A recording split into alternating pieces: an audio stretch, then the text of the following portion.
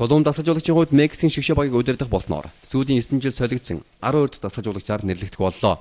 Тус багийг өмнө Рикардо Феррети удирдах байсан юм. Осоригийн хувьд 5 сарын хугацаанд Сан Паулын FC-г удирдах байсан туршлагатай. Шигшээ багтаа ажиллаж байсан туршлага байхгүй ч түүнийг сайн үр дүн үзүүлнэ гэдэгт багийн зүгээс итгэлтэй байна.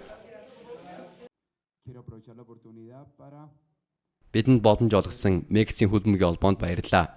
Бидний зүгээс асар их үүрэг хариуцлага мөн Мексикчүүдийн итгэл найдварыг үүрч байгаа гэдгээ юунаас илүү сайн мэдэж байна.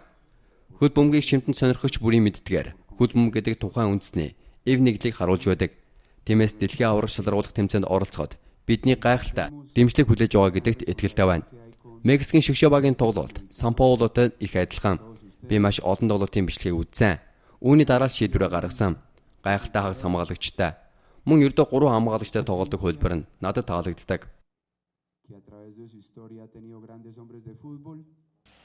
Тэрээр ихний тоглолтоо эх сард Эл Салвадор болон Гондурасын эсрэг дэлхийн аврах шалралт тэмцээний урьдчилан шатанд хийх болно.